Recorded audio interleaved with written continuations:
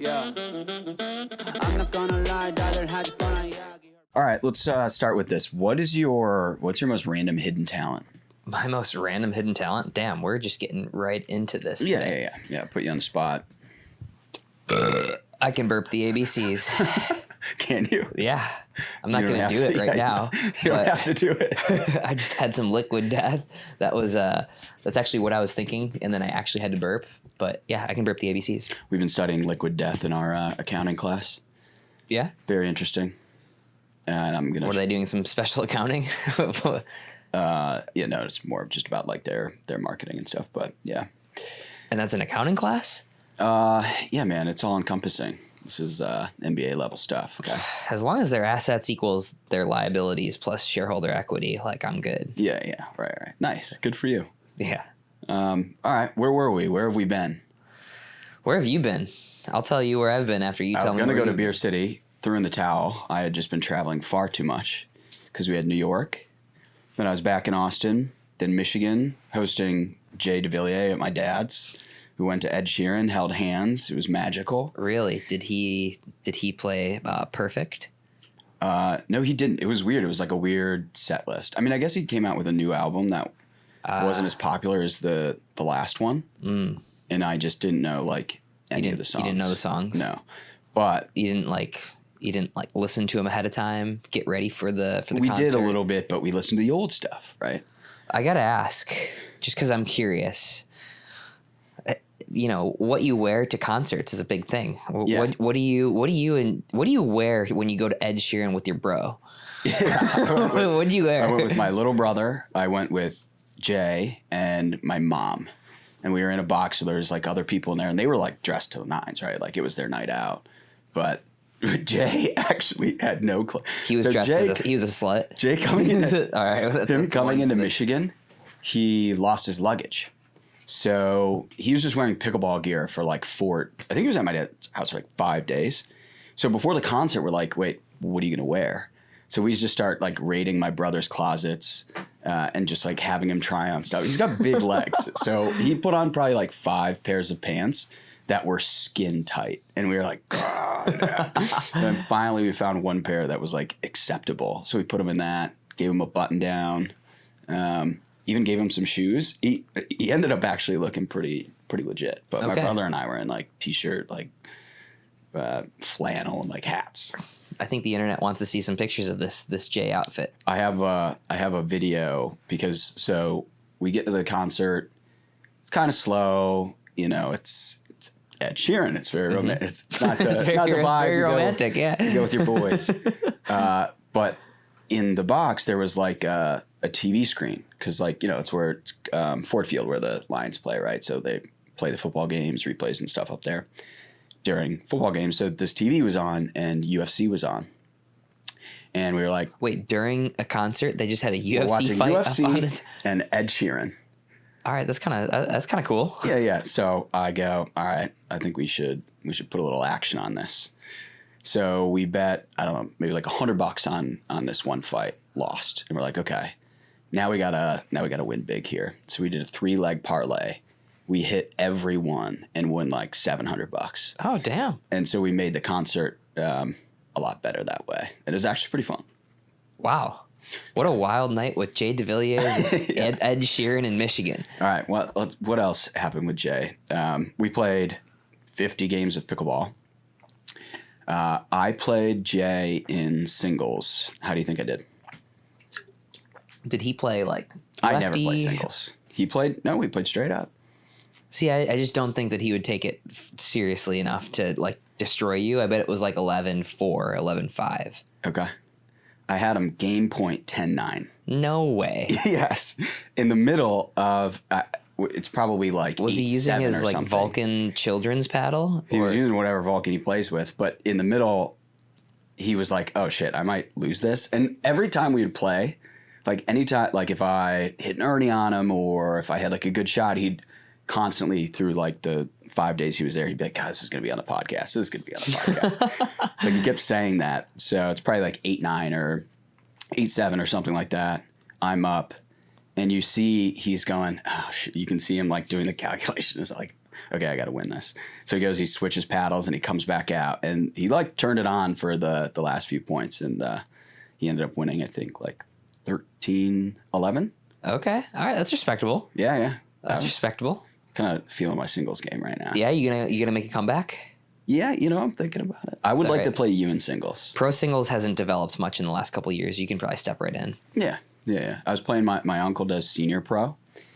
I think he's like top 40 now. He's like working his way up, was a really good tennis player. Mm-hmm. So I've been playing some singles with him. He's helping me with strategy, trying to figure it out. It was all from that clinic over at the Ocean Reef Club. Yeah, right. So Jay taught him how to play singles, and then he taught me, and then I almost beat Jay. Oh no, I taught your uncle over there too. Really? I did a clinic, did You've some been clinics down over there. Yeah, it was awesome. Yeah. It was sweet. Yep. That's where I basically like learned to play not 3-0 pickleball, right? Okay. Yeah. What else happened with Jay? Anything else interesting? No, but I have a sick clip of me hitting an ATP on him. He defends it, but then I come and put it away and body bag him. Oh, no way. But I've been nice enough not to release it. Oh, yet. no, release it. I just released a clip of me Nasty Nelsoning someone I today. know, which was unbelievable, by the way. We'll get that's on the agenda. It's on the agenda. We'll circle back to that. Yeah, I want to understand, like, was that? Yeah, that's going to be right. Thomas, it's going to be its own segment, okay? It's going to be its own segment. All right. So then I was back in Austin. I was supposed to go to Michigan for Beer City, but I was like, I've just been traveling so much. I got to throw in the towel. But, yeah, that's how I feel too. I went to Denver, and then I was home for like 2 days. Went to New York. No, I was New York before that. Afterwards, I did like a photo shoot in Chicago. Went over to Grand Rapids. I realized that I had ProXR? For ProXR, yeah. I realized that I had been in Austin, Denver, New York, Chicago, and Grand Rapids all in 5 days. Yeah. It's like, wow. Wild. Yeah. So traveling a lot too. Also, we're just lazy. Don't do the podcast via Zoom, I guess. Yeah. No. Zoom podcasts just aren't as good. No, they aren't. You're especially not the. You're playing the other, from behind if you do like a Zoom pod, unless you have like a really good setup. That is a direct shot at nunnery and stone. A lot of people. No, well, I told them that. I was like, you guys need to get on like actual studio equipment, but is what it is. Yeah. Okay. Next up, we have Jimmy and Tyler. Yeah. What is that? I don't know. You wrote this. Yeah, recapping our live stream, which was interesting. The live stream did not go the way that we had anticipated. No, I think that the content was good. The production left something to be desired, but overall, definitely a cool opportunity to be able to go there and talk through the picks and talk to some of the owners about what was going through their head and whatnot. Thank you, everybody, for roasting our production as well. Yep, got plenty of that. Yeah, but it was warranted. I mean, it was warranted for sure. But I think that was a W in my book, given the circumstances. So we want to do it again. We'll try and do it better this time. But I guess we kind of recapped everything when we were in the pod, or we were in the studio at Morning Brew of New York. But yeah, I think we touched on that a lot. MLP stuff is old news. Beaten to the ground. Yeah. Everybody with a podcast, all 100 people who have podcasts now about pickleball, who are all ranked number 2 through 100. Everybody's talked about it already. Yeah, there was like 3 new podcasts announced last week too. Yeah, I saw that. Who was it? There's one. Pickleball Effect is doing one. Some other pro was Sam Query. Oh yeah, I saw that one. I saw that one yesterday. I couldn't tell if they're actually going to do that or not. It's hard to know when Sam Query's serious. There was one other I saw, but I can't remember. But it's like, every week there's a new pod. Yeah, some other pro pickleball player. Yeah. That I don't. Oh, NML. Oh yeah, NML podcast. NML there we go. Did theirs. Did they release one yet? Yeah, I turned it on for a second, but didn't actually get to listen to it. So, yeah. I heard that Timmy P roasted me on the last episode of It Feels Right. Yeah, but I haven't watched it yet. Okay. So I don't know. You haven't watched it yet? Mm-mm. It's all right. Neither does anybody else, so that's good.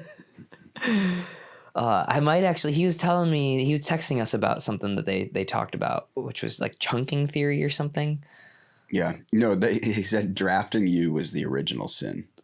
Yeah, I mean, like, not super wrong. Drafting me in the first round. We'll say drafting me first round might have been the original sin. Yeah. But or do you have like, hold on, do you have like a chip on your shoulder for this upcoming MLP? well, yeah, I want to do better than last. Okay. You should figure out how to get a chip on your shoulder, okay, as your brand manager, as your agent. So what does Zane with a chip on his shoulder look like? What do you I don't know. envision? Remember that match when you and DJ played Rafa and I don't know, were you like screaming and chirping the whole time? I think that's just got to be you the entirety of the next event. Okay. Well, I got my boy Joe Pulliam, who not a whole lot of people know, but he is this guy from Atlanta that is a savage and a phenomenal crap talker. So he will be there. He'll be getting me riled up for the next MLP. Yeah. He's a Squeeze fan. What was your... Born and raised Squeeze fan. Yeah, so who's on your team? Bright? It's me, Anna, Deaskew? Andre, and Rachel. Yeah. What's Rachel's last name? Rohrabacher. Yeah, that was one of the surprises late in the draft. Mm-hmm.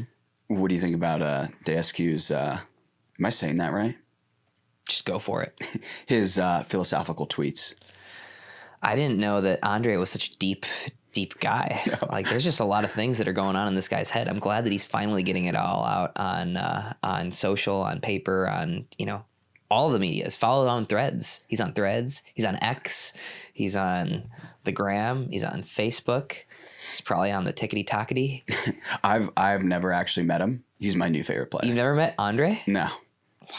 Legend. Yeah. So just read all those things in a Romanian accent. Yeah. That's how they're how they're supposed to be read. He had that one Instagram video of him explaining the story of the name of pickleball, where he's just like looking at the camera. And I texted Nunnery. I was like, is he semi joking or is he just that genuine? He was like, he's that genuine. It's like, okay, I love this guy. He's my new favorite. He's a goat. Yeah. The Twitter game is very, very strong from Andre. I wake up, I'm like, man, Andre usually tweets right around 7:30 a.m., which is perfect. I've been up for a couple hours waiting for that tweet to be inspired and motivated for the rest of the day. Hopefully more of where that came from in the next MLPs. 100%. I hope he's saving some of this content for me for MLP time. Yeah. All right. Beer City, general thoughts, wait, hold on. takeaways. We got to announce that we have a sponsor of the swear jar. ProXR is matching all of our foul mouths. Okay. So it is from now on the ProXR swear jar.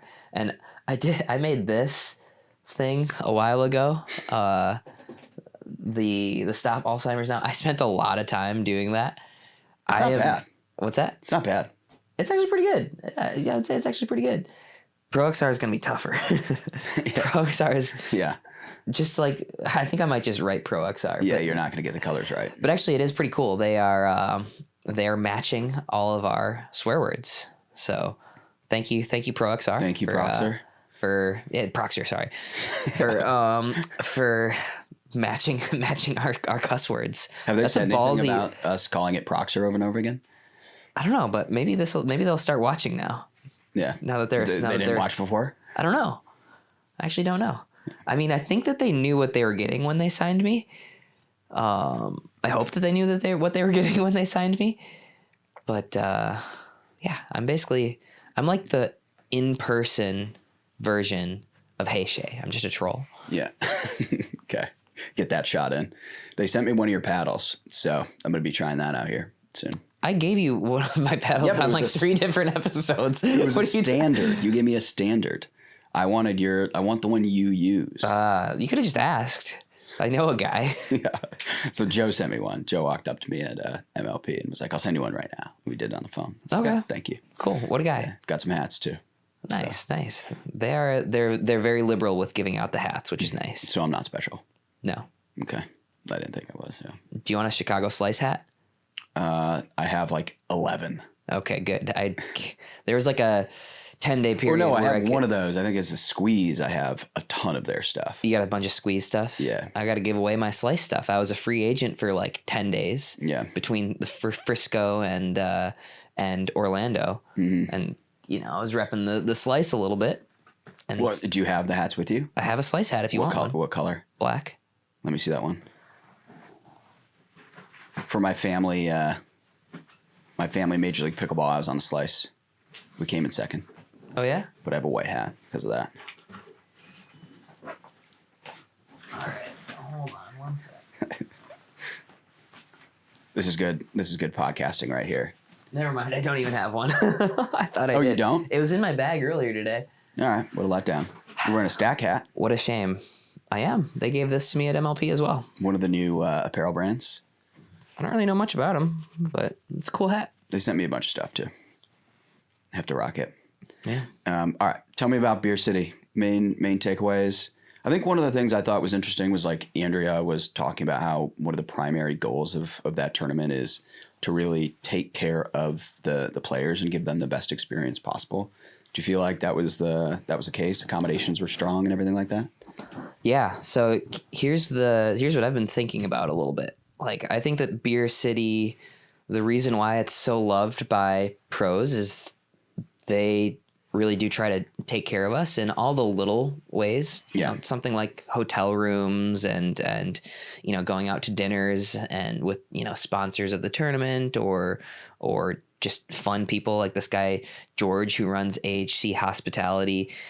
Their main sponsor of a large sponsor. I think they might be title sponsor of the Beer City Open. He gets us in, you know, there's an AC Marriott downtown, there's a JW Marriott downtown, and there's the Amway Grand Hotel, which is unbelievable in downtown Grand Rapids. He hooks it all up for us and takes us out to dinner, player party, all that stuff. Mm-hmm. Like, it's really tailored to us, and there's lots of cool stuff. And yeah. I've been thinking more about it, and I think that the reason it's so loved is because you have a tournament director who's spending their entire year in the community trying to build up this one tournament. And so I was thinking, is this Andrea you're referring to? Andrea and Paul Richards. So yeah. Andrea's in charge of the pro stuff. Paul Richards is, I think, the president of the Grand Rapids Pickleball Club. Okay. And also the tournament director for the Beer City Open for everything other than the pros. Uh-huh. It's at that same venue. It's like Belknap or something like that? Belknap Park, yeah. Okay. And the proceeds from the tournament have gone towards getting a center court at Belknap Park. They've gone towards evicting the bike polo people that used to take over a couple of, like, the back corner of Belknap Park.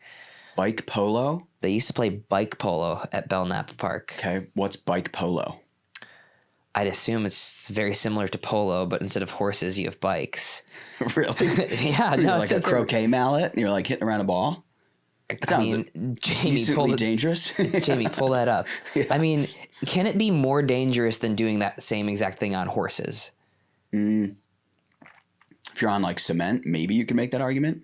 Yeah, it was cement. Yeah. It was cement. Yeah. So yeah, there used to be bike polo. They raised enough money to evict the bike polo people and send them elsewhere. So the proceeds from the tournaments are going towards building up their local park. Yeah. So what I was thinking is, I think in order to have a great experience at every one of these tournaments, and in order to build up these tournaments, I would almost wonder if it would make sense to hire a tournament director for every tournament. Meaning, like, okay, Denver Open was a couple weeks ago. Yeah. You have somebody that you find from the local community, right, and you say, we will pay you a $50,000 salary, mm-hmm, and you can also keep, say, some commission of sponsorships that you are able to bring in. So that way you have somebody who's working on the details of this one event for the whole year, as well as looking at getting local sponsors that can work with the national sponsors that the PPA have. Yeah. And I think that's why Beer City as a pro tournament is so loved, because right, there is the attention to detail, yeah, rather than kind of just like the cookie cutter tournament, and it's traveling circus. So it's not like Paul and Andrea are running multiple tournaments throughout the year. It's like this is their baby. This is the one Paul they care does. about. Does he? I think he But might not be to running that like scale, 3 or right? 4 and like some smaller ones Right. throughout the year. But if you ask him, how are you prioritizing that? Like this is definitely like his baby. It's right? all about the Beer City Open. Yeah. So Yeah. Interesting. yeah, it was awesome. It's one of my favorite tournaments of the year. My dad and mom got to come. My dad loves coming to the Beer City Open because he leaves Michigan with like 500 pounds of blueberries. Okay. Yeah. I'm not even No exaggerating. cherries. No, he's a blueberry guy. Okay. Michigan's he known gives for its away- cherries, so apparently. Michigan's known for their blueberries, man. It's the best blueberries in the world. Come Apparently. from Michigan. Yeah, but you have to buy them on like the side of a highway. That's the key.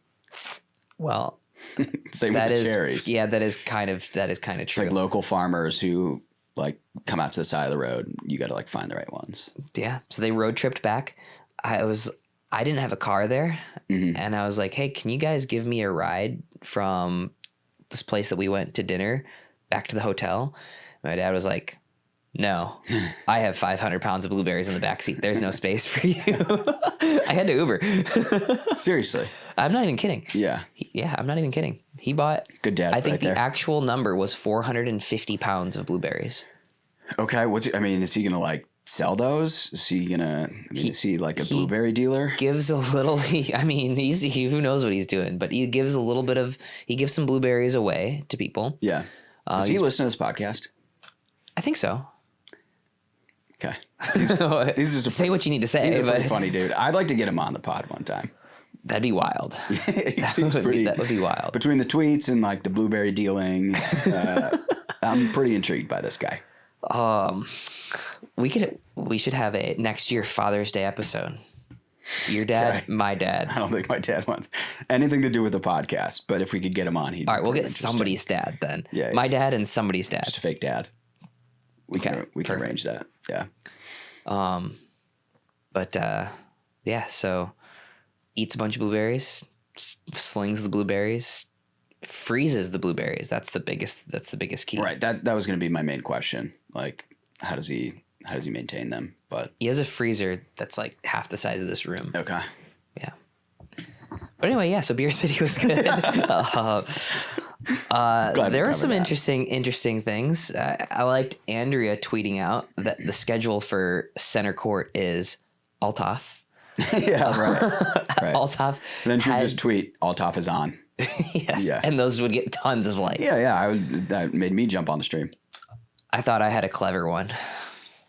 Crazy. Althoff on center court is thrust CTV. Yeah, I saw that. That was good. Well Yeah, done. thank I you. know. I Appreciate tweeted it. golf clap. I wanted a little golf clap. yeah, I tried to that do was that, but Yeah, I haven't put we just pulled a bunch of clips of just Althoff either like screaming or staring people down or hip thrusting. Walking to so the we're just net. gonna do like a montage of that. Just haven't gotten around to it yet. So that's in the hopper. yeah. I'm still salty about Althoff not getting picked challenger. Althoff is a 100% challenger player, charismatic, will coach up your whole team. Like GMs, if you're listening, you got to pick up Althoff and you will do better. His duper's down now because he's been playing senior pros, and if a senior pro gets half of a point off of Althoff, his duper goes down. Right. Pre-algorithm changes. Yeah. Which is all gonna change here soon. But yeah. So, yeah, Althoff was he played well too. Him and Big Papa Jimmy had a decent tournament.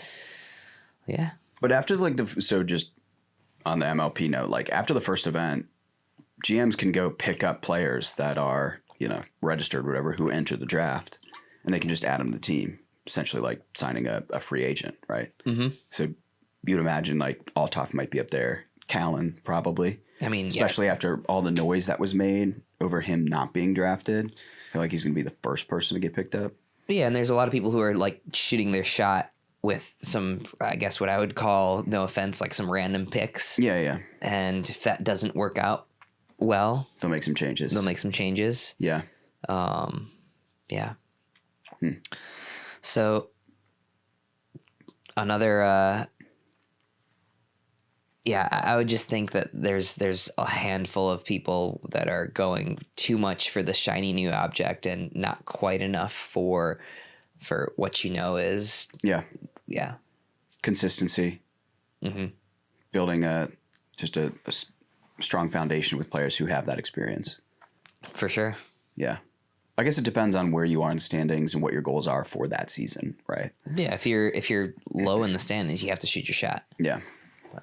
Yeah. Right. I would say Callan has to for sure get in. Okay, so Jesse Irvin takes a ball to the head and does not pass concussion protocol. Is that real? Is that a thing? Can a pickleball hit you that hard that you could potentially have a concussion? So I would have said no. Right? But last week in Denver, we were talking about this story. It involves Matt Wright and Timothy Nelson. Okay, like Nasty Nelson, the Nelson. Like Nasty Nelson. Yeah. So this was 2019 Nationals. And, Timothy Nelson was known for sending some shots high and tight and just murdering the ball at people, including on the serves, right? Hence the Nasty Nelson. He and Joey Farias played Matt Wright and Daniel Moore, 2019 Nationals, Indian Wells.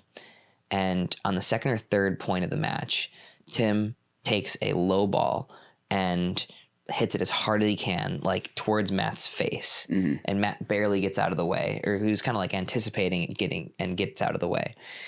And this ball, according to Matt and Joey, who are on opposite sides of this, they both say this ball sailed over the fence at one of those courts in Indian Wells. Mm-hmm. And if you know those courts in Indian Wells, those are enormous courts. Like, that is a difficult thing to do. Yeah. You almost have to try to do that. And Matt turns to Dan and says, just so you know, I'm going to get him back at some point during this match. And Dan's like, yeah, sure. Yeah, as you should. And I think Joey even overheard it. He's like, yeah, it probably makes sense. And so Dan and Matt start kind of like rolling. It's like 11-3, like 9-3 or something. And they're serving. Matt goes to Dan. He's like, I might not get another shot at this. Sitting dink, Matt takes a wind up and hits it as hard as he possibly can. And Tim kind of saw it coming, turns, and it clocks him in the temple. Yeah. He's down on the ground, sunglasses broken, everything. Really? He gets up. Joey also goes to Matt. He goes, nice shot. Before he knew that Tim was messed up. Right. Like, he's on the ground, and then within like 2 minutes, he's vomiting. Really? He is like 100% concussed. Like, he was vomiting is leaving piles on the court. That's how the story goes. That's what Matt's told me. You weren't there. I was not there. That's what Matt told me. That's what Joey Farias told me. Like, he got lit up so bad and like clearly concussed. So I would have, before that, if I didn't know that story, I would have said there's no way that a pickleball can concuss you. Right. But when Jesse got hit that hard by a overhead from 14 feet away, I was like, yeah, I can see that, because it wasn't a bony part of the face, right? Were you guys playing Dura or Franklin? We were playing with a Dura. Yeah. So it didn't get her in the forehead. She actually turned enough to get her kind of like on the soft part of the eye, like of the eyebrow. So that, I think, caused her to not pass concussion protocol. Like, she did not want to tell, when I was on the court with her, she didn't want to tell those guys anything. She didn't even want to talk to them. Yeah. She's like, she wanted them to go away because she wanted to keep playing. Oh, really? Okay. Oh yeah, for sure. She wanted nothing to do with that. Yeah. She's like, we're going to battle. But it was the right choice to not play. But she was so tough. She wasn't giving them anything. Right. Like, she wasn't like, yeah, I think I have a concussion. She made those doctors work for it. Yeah. But yeah, she wanted to play. She wanted to play the next day, but like, she was not able to play. Right. So, just wild. I'm surprised there is a concussion protocol. Like, just.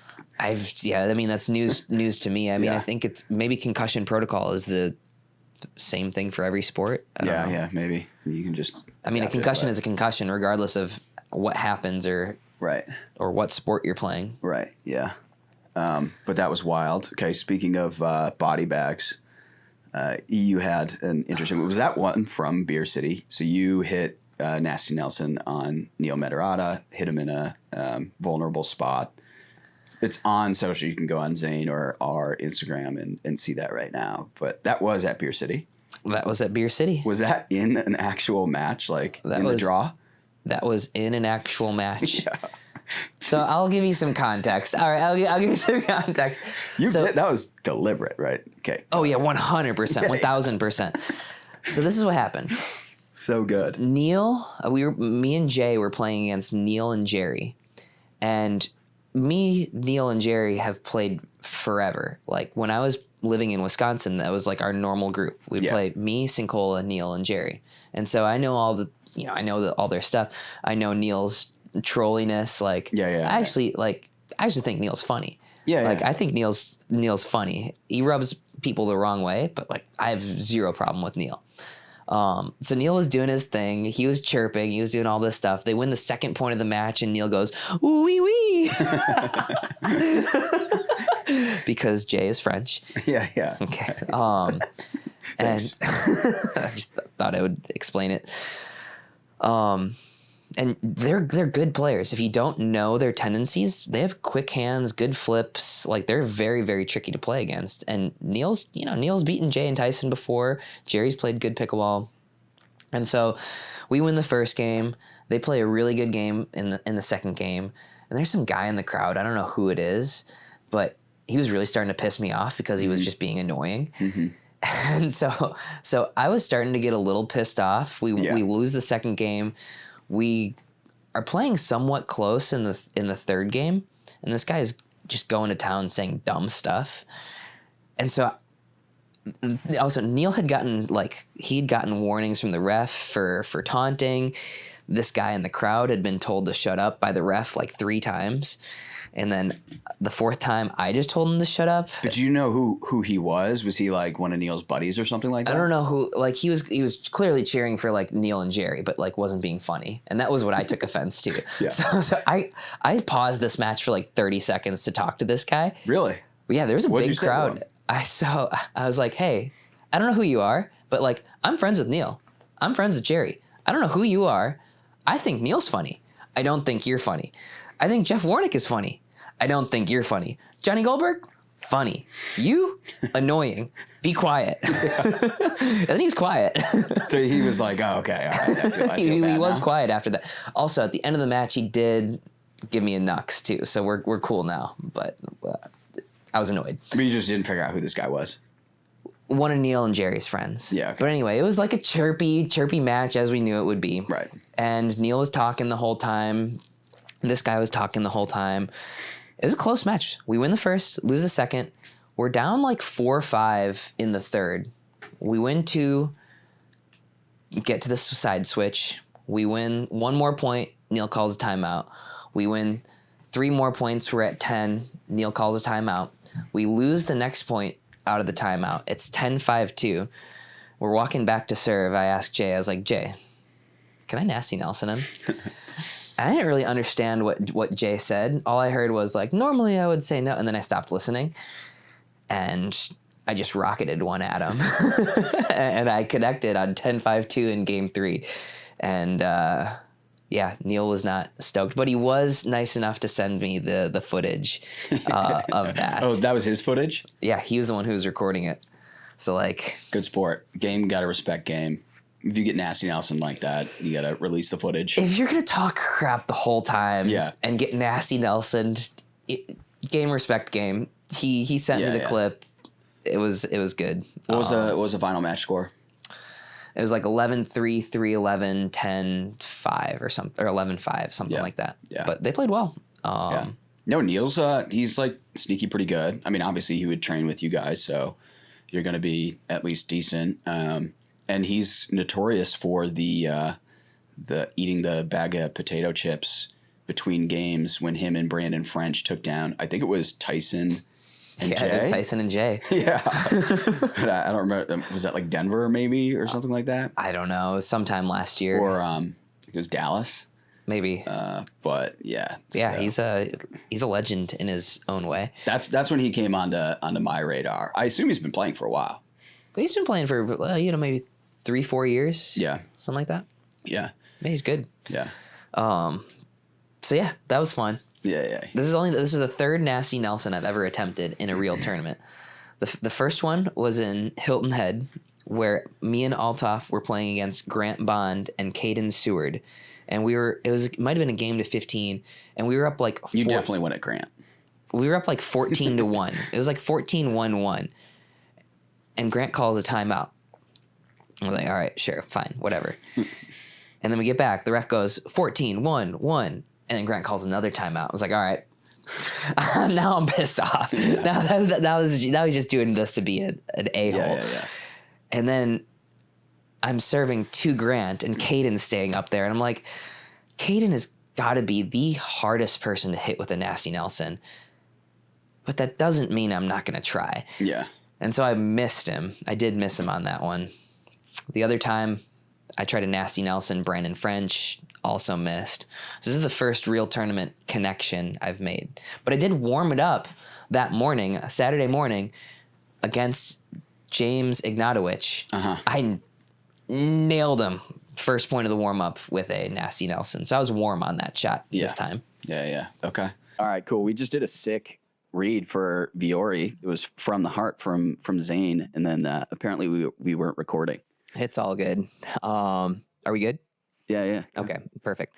So I've been wearing Viore stuff for like 18 months at this point, and it is so unbelievably comfortable. The shorts are incredible, and the shirts are great too. Like, a lot of times you get those shirts and they start out really soft and comfortable, and then you put them through the washer a couple times and it's gone. But I've had this for like 18 months, wore it about 1 million times, washed it about 1 million times, and it is still feels like the very first day that I got it. Unbelievably comfortable. Love it. Yeah, no, we were wearing Viore to record before they were even a sponsor of the pod, which we're a fan of, though. I'm wearing my pants right now. But you can go to viore.com/thedink for 20% off your first purchase. And we get free shipping on orders over $75. And that's VUORI.com/thedink, viore.com/thedink. Yeah, Viore, we appreciate you, but you guys probably didn't need to pay us for this. Yeah, send us more product. All right. What I'm hearing, besides the fact that you're good at Nasty Nelsons, or at least have a 50% success rate, is that people can get under your skin. Is that true? Sure, go for it. You might get Nasty Nelson. Yeah. Go for it. You're good at responding to it, though. So here's the thing. Okay. Riley was talking about how I want to legitimize the sport. Tapping paddles is not that's not professional. I want to continue to legitimize this sport. And so if you're not paying attention up at the net, I think that a Nasty Nelson can be an actual play. Like an actual play to actually try and get points. Sure, why not? I'm curious if we actually start to see this in the future more. I mean, I could see it eventually. It's like, if people actually started doing it consistently, there'd be some sort of like technical foul or something like that. No, you can't. But no. But you could see that. Oh, yeah, well, I could see it. I'm no fan of the USAPA rulebook keepers over there. I wouldn't put anything past them. Yeah. It's the most satisfying thing when you do it successfully. But if you miss, you can, no matter what, your partner is just staring you down. Like, what the hell? Yeah, it is a very, very small chance of success. Yeah. But when you pull it off. Yeah. But if you just did like that to somebody you didn't know or had zero history with, like if you're just at a random amateur tournament, you go for a Nasty Nelson. It's a legit play, bro. Yeah. It's a legit play. That's what they said about the chainsaw serve, and I could not stand that. Well, you have to think. Normally you lose about 60% of your serving points. But if you were 50-50 on Nasty Nelsons, that trade-off's worth it. Numbers, stats. If it's your first serve. Doesn't matter which serve it is. Give away possession for Nasty Nelson? If it's all, it doesn't matter. The result isn't what matters. It's the percentages of success. So, like, yeah, you might fail, but that doesn't mean that it was a bad decision necessarily. All right. I want to see you do more of it. I don't know if I'm 50-50 on it, though. Yeah. I'll practice. Yeah. I did miss one today. Start working on it. I'll start working on it. All right. What else about Beer City? Any other takeaways? I wish I would have gone. I was. It's so a fun tired. one. There's too much traveling. You're going to Seattle this weekend, right? I am not. Oh, you're not? Nope. I thought you tweeted that you were. Did I just make that up? I don't think that I tweeted that. What are you doing this weekend? I'm going to Boston, visiting my aunt in Boston. When are you leaving? On Thursday. Can we play singles tomorrow? No. I'm already playing tomorrow at 7 a.m. Where are you playing? At Sean's house, the Stop Alzheimer's Now guy. He lives around here? He lives a little bit outside of town. He's got a beautiful court over at his place, and we are lucky enough to play there a couple times a week. Yeah. Yeah. Got the in and all the private courts. Yeah. All right. You want to talk about this Real Clear Stats Best Hands Index? Yeah. So Ben from Real Clear Stats put together a couple of posts, which I found pretty interesting.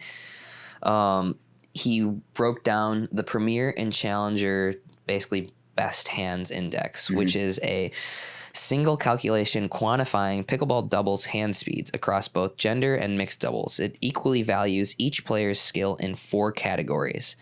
Firefight initiations, which is how many firefights you initiated, how many you won versus how many you lost. Your counters, how many you won versus how many you lost. Your last shot net margin, which is how many like winning shots versus losing shots, and how many misses. Not surprisingly, Ben was number 1 in the men's, Riley number 2. Now guess the next 3. Next 3 is Dylan. Not on there. J-Dub. Number 5. Who would be like a random one? Okay. How far back does this data go? All of season 1. All of season 1 MLP.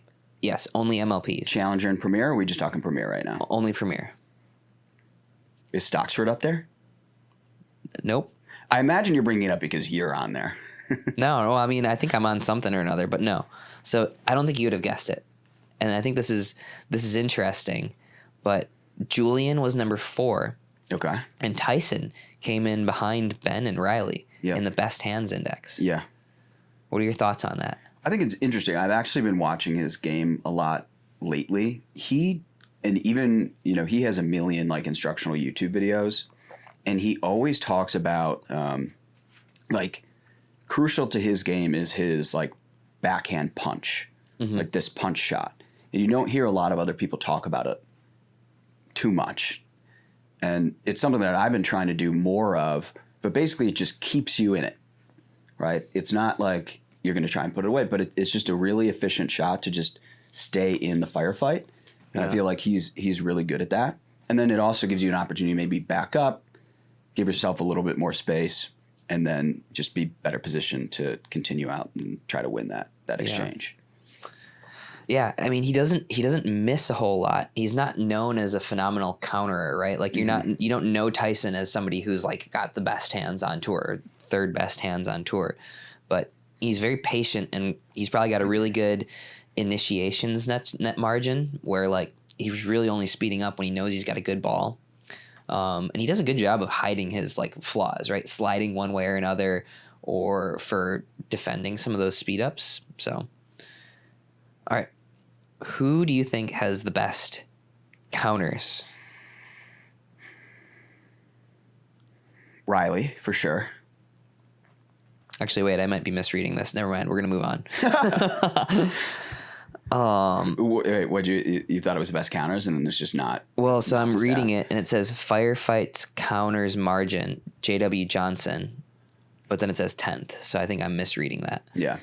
Initiations were Ben 130 was the best with when he initiated. I was second, Riley third, J-Dub fourth. Mm-hmm. So I got to speed it up more apparently. Yeah. And when you're speeding up, how much are you thinking about the location on that person, and how much does that change person to person? Are you always saying, "Hey, I'm going left shoulder," or are you actively like ahead of a match or within a match thinking, "Hey, I know this person, I know their game, I'm going to keep targeting them at this specific spot"? Yeah, we all know each other's tendencies, right? We all know where, somebody sits a little bit more on their backhand or their forehand or whatever, or somebody's really difficult to speed the ball up at. So we all know that. So it becomes a little bit of game theory, right? So you might send something to their strength early on, hoping that maybe they start to cover their strength a little bit, right, opening up the weakness later. It's a fun exercise of game theory to speed ups are, because now our hands are all so quick. You really have to sort of fool somebody to have an advantage. Yeah. Get them thinking you're going one way and then you go another, going into the strengths because you think that they're going to be covering their weakness. It's challenging to have the presence of mind to be strategic about where you're sending a speed up. I think a lot of amateurs, it's like if you get that opportunity, it's like, okay, just pull trigger, right? Who cares where it goes? Let's just try and keep it in the court, put some pace on it. To a certain extent, that's probably the best way to play at the amateur level when you're not playing the same people over and over. You want to just play the ball, right? If you get an attackable ball, know your own patterns well enough that you can win 51% of the time. And so that might be, you're probably better off at the amateur level just doing you. The problem is if I just do me to J-Dub, he's going to murder me. So there comes a point where you're confident enough and you know exactly which shots you can and can't hit where you do need to start adjusting to the opponent. Yeah. But, yeah. What do you think? Okay, so there are some new stats emerging, that being one of them. I think like the obvious one, which isn't that groundbreaking, but I think it's an important one, is limiting unforced errors.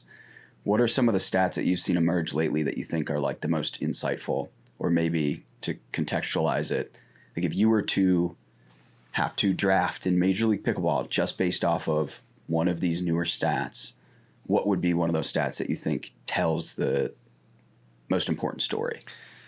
Well, I think something that was interesting was another one of Real Clear Stats posts recently, which was I believe it was at the challenger level. So it was comparing season 1 at the premier level and the challenger level. So at the premier level, 22% of shots or rallies ended in winners, 32% unforced errors, 46-ish% forced errors. Say the first one again. 22% winners. And these are like rounded. 32% unforced errors, 46% forced errors. At the challenger level, hold your horses. A forced error being like if you go for a speed up and just send it right into the net, right? So you're not calling that an unforced error? That'd be an unforced error if you're speeding the ball up, and an unforced error is like it's an easy ball, you try to do something and you just missed, or you missed a dink. Yeah. A forced error would be like you have an overhead, you hit it right at me and I'm not able to get it back. I get a paddle on it, but I'm not able to get it back. Okay. At the challenger level, the winners percentage was about the same, 22%. The unforced errors rate went up from 32% to 37%. So challenger, they're just making more errors. Not super surprising. Right. I could see that disparity being even higher. I probably would have guessed it's an even larger disparity. But so I think that's an interesting stat is, how safe somebody's playing. That doesn't necessarily mean that that's indicative of how well they'll do in Premier or Challenger. Right. I do think that this best hands index is quite interesting. So let's go with the women. Okay. Who do you think had the best hands in MLP Season 1?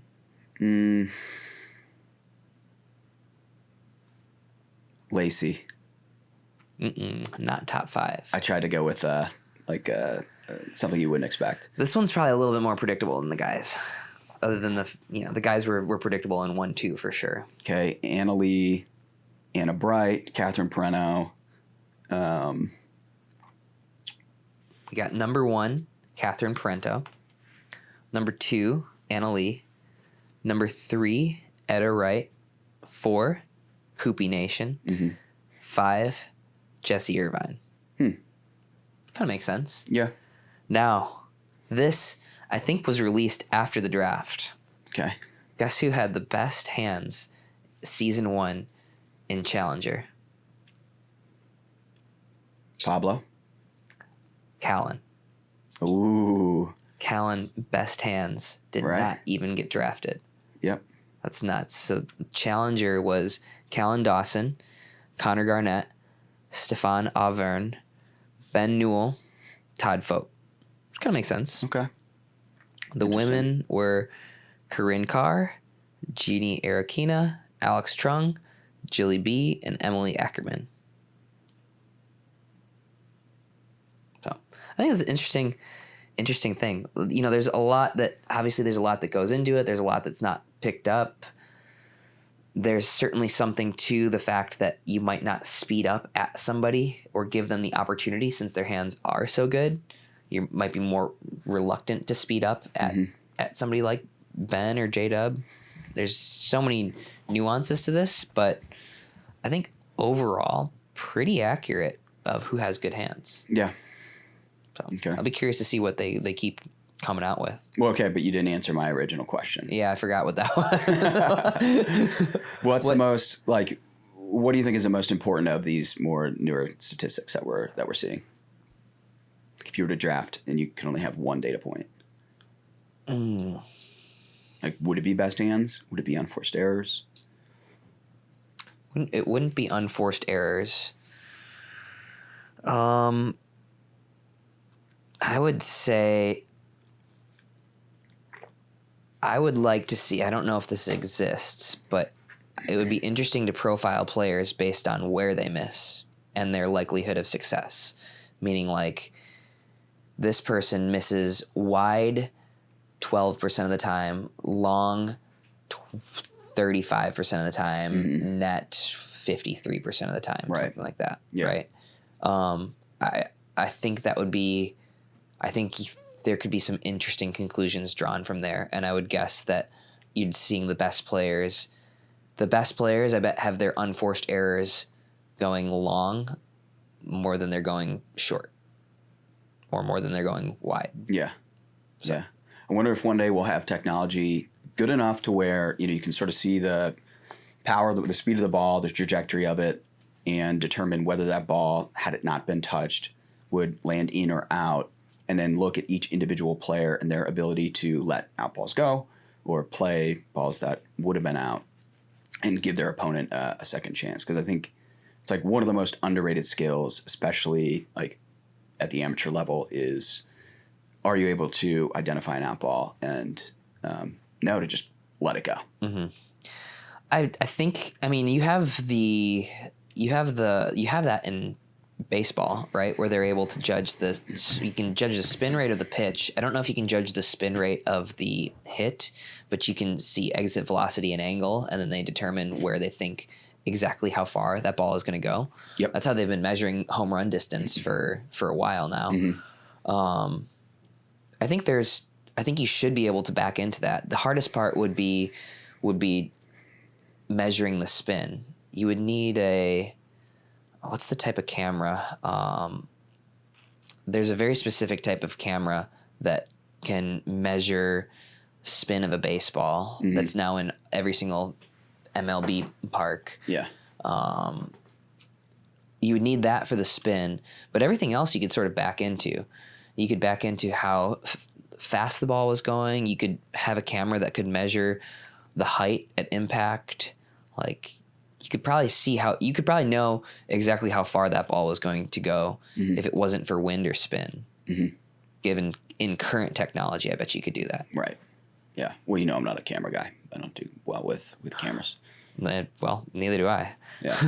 All right. I want to talk a little bit about this APP. So APP announced a couple weeks ago that they were doing the Swedish Open. They recently announced they're going to be broadcasting in mainland China. They've got the Mexico Open. They've got the English Open. They're quietly building essentially like a global presence. Do you think there's some strategy there where they're like, all right, you know what? Fine. PPA, Premier Tour in the US, MLP, they're kind of ranked ahead of us as well. Is there a play to kind of go international and build out a global tour and then come back to the US once you have a presence and you have an audience that extends beyond the US? Yeah, that's an interesting question. I mean, I think it's smart. That's right? what I would do if I were them. I think it's smart. I would just keep establishing, for every country, I'm going to do the X Open and build up a global tour. The APP, French Open, whatever. Yeah. The Italian The only Open. problem is, what about... is there enough of an advantage of being the first mover there to when the PPA decides to do it? Yeah. Like, are they enough ahead that the PPA can't just... Do they have enough, like, loyalty, brand loyalty, and whatever it is they need? Do they have enough to stay ahead of the PPA when... Because if they do well, the PPA is going to... Yeah. Try and do the same thing. Yeah. Yeah, that's the thing. Like, they can do it. They can do well now. I'd be curious if it's enough of an advantage to move first to keep others away. I would guess probably not. I think there's a lot that comes with just getting the name of Italian Open, French Open, That's true. I and wonder how long establish yourself as like the one that they care about in that respective market. Yeah. Yeah, that is a good point. Just to have the name. Yeah, for sure. I mean, the U.S. Open here in I mean, if you can be the first one in Asia, I mean, I think everybody sort of agrees that like the real opportunities as far as expansion go at the pro level is Asia, and then I think like India. So if you can go and establish yourself there, I mean. Yeah, it's interesting. India is an interesting case. I'm curious how much it's growing. I know people brought pickleball to India several years ago. I mean, when I was with ProLight, a Wisconsin company, they had influencers or ambassadors in India like 6-7 years ago. Yep. So I wonder if it's like boomed yet. I don't have visibility into that. Oh, we've talked about this before, but like the Indian Open looks like it's pretty. It's intense. I think that's what it was, right? It's intense. That's for sure. We've got the Indian Ben Johns over there. Indian Ben Johns. Yeah, somebody had him on a podcast, and really, it'd be interesting to get him on, see what he has to say. Wow. Okay. Yeah, but these, and then you got to have like that superstar in that respective market to help like carry the sport, right? And then have them come over to the U.S. and actually win something. That would be huge, but I don't see any international player coming over here and the winning anything just isn't there yet for a long time. Yeah, because they don't have, unless they're living here, right? Right. You have great international players here, but you cannot train somewhere else. Yeah, and come win a tournament here. Yeah, impossible. Right. For now. Yeah. I mean, I think that like even just for U.S. players, like if you're not training every day with strong talent, you're just going to be at a significant disadvantage. What do you think of the play? What do you think of the tournaments? Like, I don't know. I'm curious your perspective on it. I think it's really smart. I think it's probably the best opportunity they have to still go toe to toe with MLP and PPA. Yeah, I know the English Open is coming up pretty quickly, isn't it? Yeah, I think they've had it for a few years now. Yeah, and I know they did. I talked to them. I was going to go in 2020, I think. Yeah. That didn't happen. Well, in 2020. Right. Yeah. But no, that's pretty cool. I think it makes. I hope they own those names, right? It'd be important to have like the ownership over those naming rights. Mm-hmm. Okay, what do you think about this? So nobody's ever brought this up, and as soon as I thought about it, I was like, that's pretty interesting, and I'm surprised it hasn't been suggested previously. But so how about this? First, rank the events, right? Like men's doubles, men's singles, women's doubles, women's mixed. Like rank those in order of what you think people enjoy watching the most. Women's doubles, mixed doubles, men's doubles, women's and men's singles are probably pretty even. You think mixed above men's doubles? Yeah. Really? Yeah. I personally like watching mixed the most. Yeah. But I think that mixed doubles is a better showcase. It's a doubles event that can better showcase athleticism because there's more dynamic movements of, guys trying to cover a lot of court, Berts, Ernies, all that stuff. I think that women's doubles is the most interesting to watch because they generally play from a couple feet behind the kitchen and you have those long extended firefights. Yep. Men's can be pretty boring because you have to be so careful with when you speed the ball up. It's a little bit slower because when you speed the ball up to Deckel, like he's going to punch that ball down nicely. Like, and the women hit mostly through the court. They mostly hit what I call hitting out. The guys sort of hit down because they're hovering on that line a little bit more. Yeah. So you don't have nearly as many of those, 10-shot quick exchanges. Which is why I'd put men's doubles last of the doubles events. Okay. Then that doesn't tee up my point very well, but I'm going to make it anyway. I think it would be interesting to have the Major League Pickleball format, but completely separated by genders, where it's just men's Major League Pickleball, 4 players to a team, women's Major League Pickleball, 4 players to a team. Every other major sport, they separate genders. This is pretty interesting in that, like, combining women and men is actually a staple in pickleball, whether on the tour or Major League Pickleball. Yeah, I mean, combining women and men in other sports just doesn't work as well. Right? Like this, I guess I got to be somewhat careful, but like the physical advantages in pickleball are not nearly as important as they are in other sports. Yeah. Right? Like the WNBA player cannot possibly like go play in the NBA, but like the guys play with girls all the time as a 4th player in rec play and whatever. Yeah. And like we're a little bit better, but we're not like game breakingly better. Right. So it's the level is enough to be competitive, which, even in tennis, I think that it's mixed doubles is boring to watch because the guys are able to just murder the serves past the women a lot of the time. I don't think it's nearly as interesting as mixed doubles in pickleball. So I would just say, like, I wonder if there are other sports where men and women are as closely matched. You have things like co-ed running or mixed running, right? Relay races where there's 2 women and 2 men or even amount of men and women. But yeah, I mean, I do think that that's something that is unique to pickleball, and it's awesome that women are able to compete at the nearly same level as the guys. Yeah. I think that's what makes this sport so cool. So, I don't know. I wonder what that would look like if there was a men's tour and a women's tour. Yeah. Which one would you watch? I just think it would be cool to sort of scheme the drafts from that lens, right? Where you're trying to combine the best 4 men and the best 4 women. I think it would change the dynamic a bit, and it would just be interesting.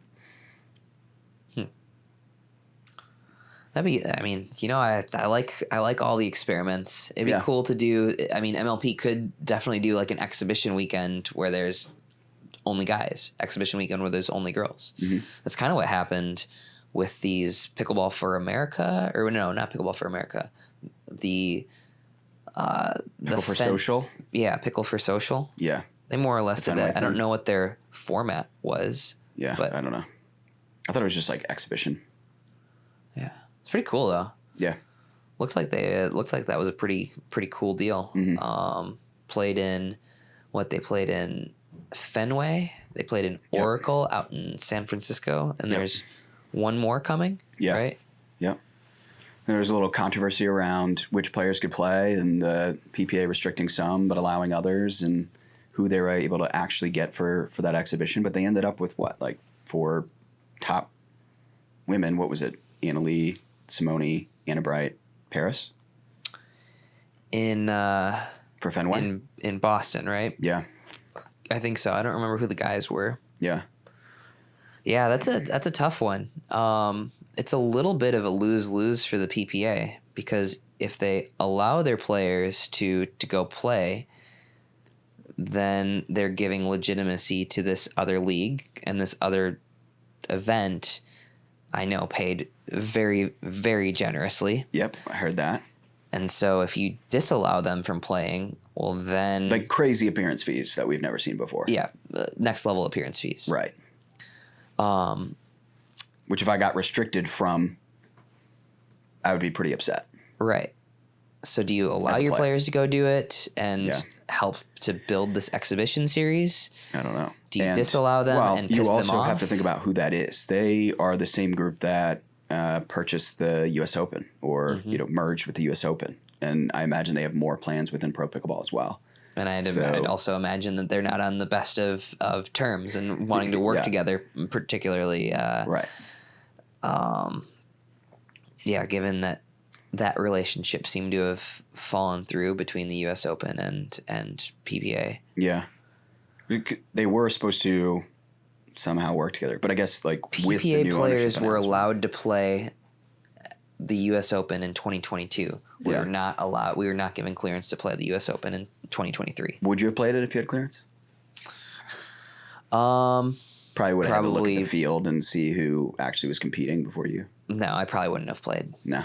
I really, really dislike how singles is a week ahead of doubles. Yeah, it's such an odd format. It's more of like a week-long festival than it is like... but I'm not there for that. There's too many tournaments. Like, it used to be cool. It used to be great when there were only a handful of pro tournaments. You could go, you'd play all week with people that you only saw a couple times a year. Yeah. Now I'm like, I'm sick of seeing you every weekend. Like, I don't want to hang out with you. So it's not... The novelty of having all the pros in one place is gone, right? It used to be... It only happened a couple times a year. Mm-hmm. It was a festival. I played singles on Sunday. I'd hang around. I'd get really good practice that I couldn't get back at home. Yeah. Now that's done. Right. So other than that, I mean, I like the tournament. They do a great job of packing that center court. It's like, that's probably the most electric venue in pickleball. Mm-hmm. Have you ever played? At the U.S. Open, no. Yeah? Mm-mm. Have you ever been? No. Mm-mm. Will you ever go? Probably not.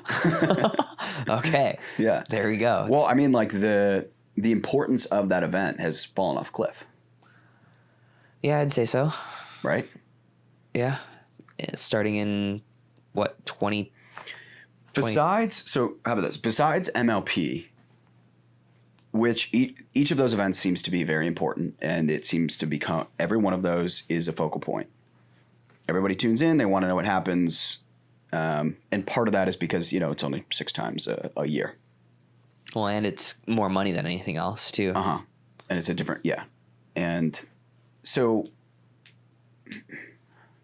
Do you think there's any other individual events in your mind that carry that importance, that create that focal point within the pickleball community where when it comes around once a year, everybody tunes in and feels like this one matters more than the others? Yeah, I mean, I would say for amateurs, it's still the U.S. Open and Indian Wells. doesn't really exist in the pro game right now. Well, Indian Wells is moving to Dallas now. Yeah, but I mean, like, Indian Wells just feels like another PPA event. Right? Like, what did it used to be? Nationals, U.S. It used to be Open. Nationals, The US Utah Open. one. What was that one? There Tournament was of Champions. TOC, and then there was either the Atlanta Open or the Texas Open. So there were kind of like 5 main big prize money Right. events. Right. Now it doesn't feel like any of them are really particularly larger than the other, with the exception of Exactly. MLPs. I think it would be pretty cool to have your majors, and there are majors on the PPA schedule, but they don't. But like, much if you different. ask the average person, I mean, most people would not be able to tell you what the majors are. No, I'm not even quite sure what the majors are. Yeah, right. I've got it on a spreadsheet somewhere. Don't worry. Yeah, but like in every other sport, there's a handful of events that are placed on a pedestal, and those are important to carrying the sport forward. Mm-hmm. Yeah, no, I would agree. I think that's probably something that's important for PPA, MLP, APP, all these to do. I will say, playing at Flushing Meadows last year on the APP felt, I guess, more important than others because it was a larger purse, essentially. Wait, where is Flushing Meadows? New York. But is that the same as Arthur Ashe? Arthur Ashe is in Flushing Meadows? Yes. Yeah, Flushing okay, Meadows, I okay, think, is the okay. park. Got it. That has the Billie Jean Right. King National Tennis Center. Yeah, and in it. Arthur Ashe is the stadium in kind of like the middle of it. Yeah, Mm-hmm. right. So that one felt bigger because it was the biggest of the APP tournaments. Yeah, but then nobody comes in. There's no fans. There were no Remember? fans, right? So I mean, like, for me, it felt bigger, but maybe that didn't translate. Right. I think that goes back to like one of our very first conversations. Like, maybe for these majors, maybe that's where you pay somebody a salary to really take this one tournament and grow it to something different and Treat it promote like its own business, essentially. Yeah. Yeah. I mean, that's essentially what it is in other sports. There's the ATP, Association of Tennis Professionals, where these tournaments are under the ATP umbrella and ATP players go play, but every single one of those tournaments has its own dedicated tournament director with huge staff, everything, which is how they're able to put on such a big production. Right. It's not the ATP tour that's going on one weekend to Hamburg, on the next weekend to Singapore. It's not their traveling circus. It's maybe a handful of executives or staff members from ATP are at each of these things. Yeah. But the tournament directors have some autonomy to do what it is they need to do. Yeah. The PPA used to do, I mean, at least one of the years they did, I think it was 2021 Masters was sort of like, that was where all the points culminated. And I'm sure they still do this, but in that year, they did a better job of explaining the narrative of who was in the lead, what needed to happen at the Masters to determine who won, mixed doubles for the year, women's doubles for the year. And there was this drama around, was it going to be Ben and Anna Lee, or maybe it would have been Ben and Simone. Yeah, it would have been Ben and Simone or Matt and Lucy who won that year points-wise. And leading up to that point, it was almost like a given, at least the perception was that it was going to be Ben and Simone. They were the best. And then Matt and Lucy pulled it out and ended up being the winners for the year. And there was drama around that and people cared. But I feel like we've lost that since then. And nobody really cares about like the overall standings throughout the course of the year, right? Yeah, I'd say that's probably accurate. I didn't pay a whole lot of attention to that when that happened. Yeah. To That's be part of the honest. problem is like, yeah, I think it's just, you need to figure out how to make fans care. And I don't think you can make them care consistently across, 30 events throughout the year. Like, you've Do you think got to build tennis up the fans importance. care about? Yeah, of course. Do you think they Like care about Wimbledon? Will they care about the slams? Do you really US Open? care? Yeah, the who's- slams. That's what I'm saying. Do Like, you gotta care have slams. who's year-end number one? No. Not a whole But I was lot. just saying that was one way to build up importance. Sure. Right? Yeah. That was one way to get us more engaged and care about the outcome. I think pickleball is missing slams. I agree. Yeah, and Yeah, I think maybe those whatever you decide to have as the slams, I think you probably need your own tournament director at least to begin with.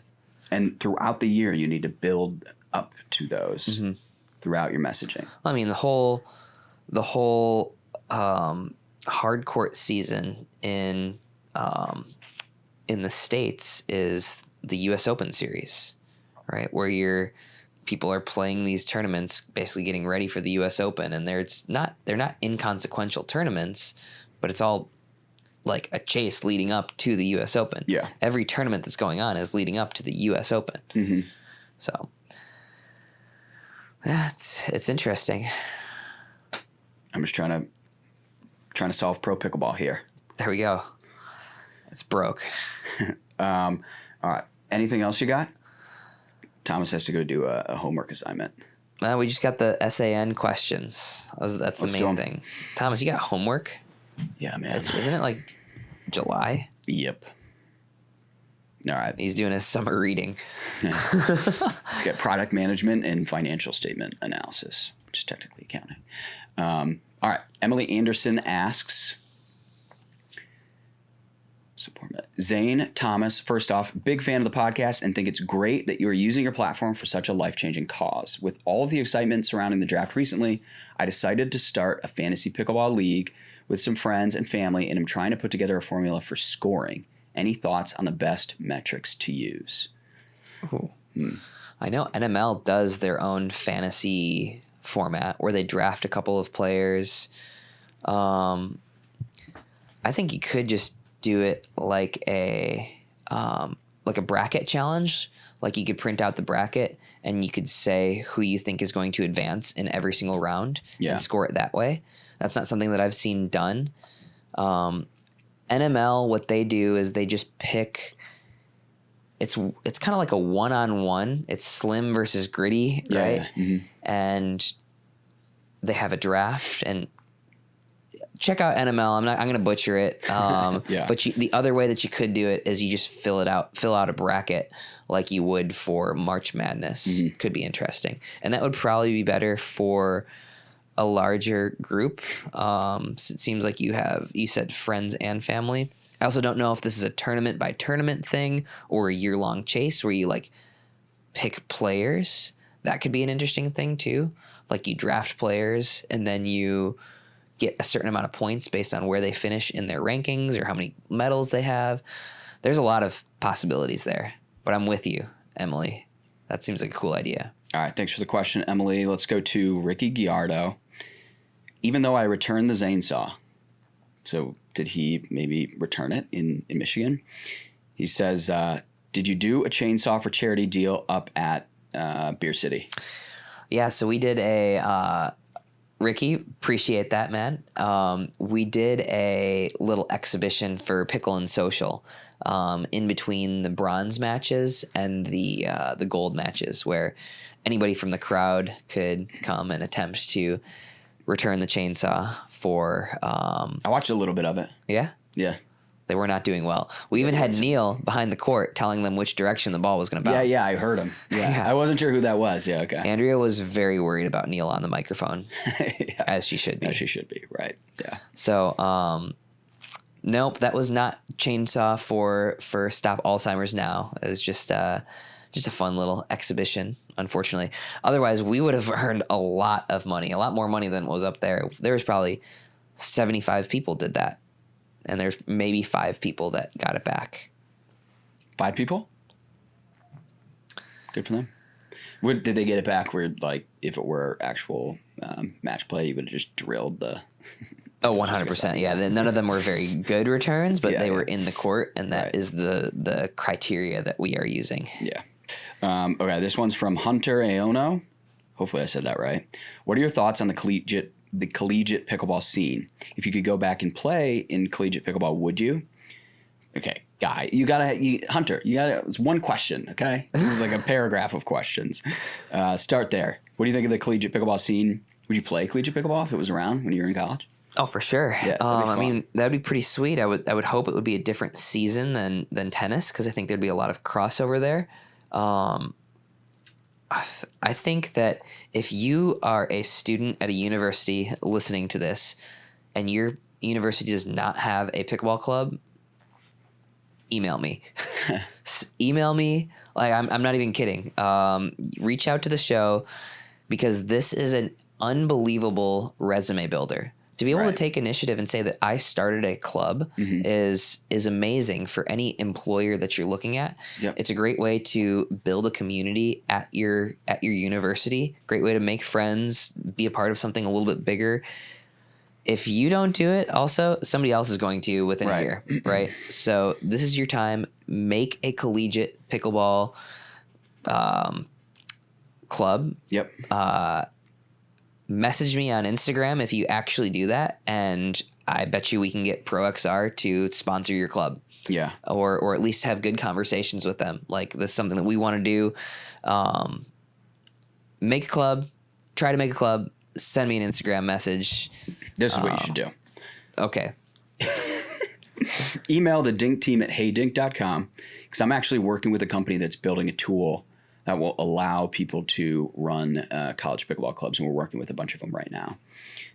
And then we'll cross the bridge with Zane, ProXR, get you guys some sponsors. We'll get you guys hooked up. Yeah, wow, this is quite the crew. If you're making a university club team, hit us up. Yeah. No, it's like a sick resume builder. But okay. And if you're one of those people like me who's just in a fraternity making up positions that he held, this would be a good idea.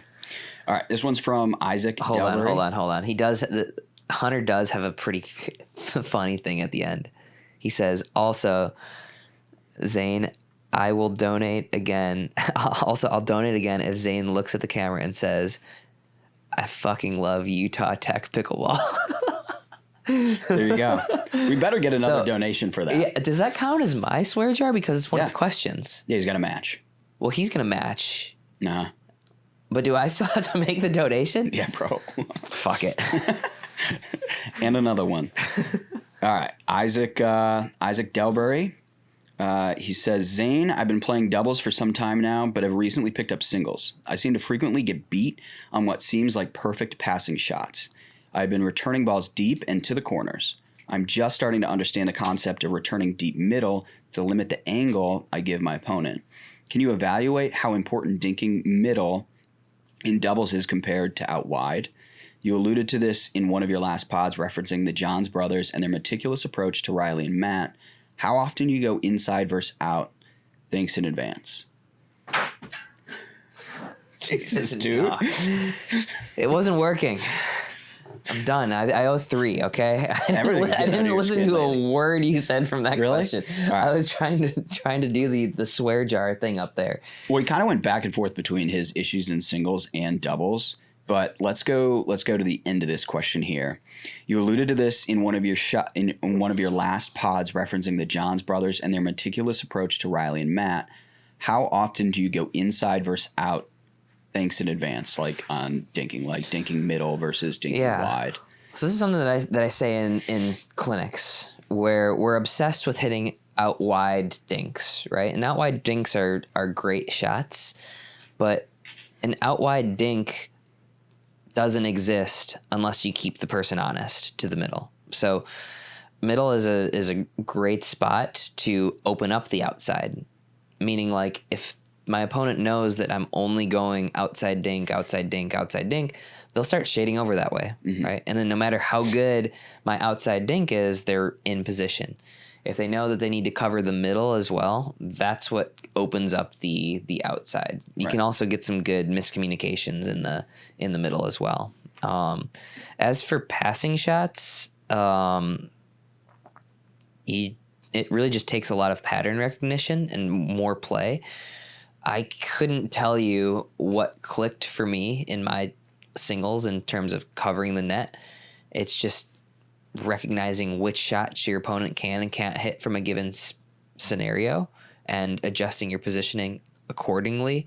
No matter what, even if I told you the solution, you wouldn't be able to do it until you've been in that situation enough times and recognizing it yourself. So it's really just a keep after it, try to find the patterns for yourself. And that's going to depend on who you're playing as well. Some people's patterns are different than others. So anyway, if you want your question on the next episode of the pod, go ahead to stopalzheimersnow.com. Hold on. Stopalzheimersnow.org. Stopalzheimersnow.org. I knew it.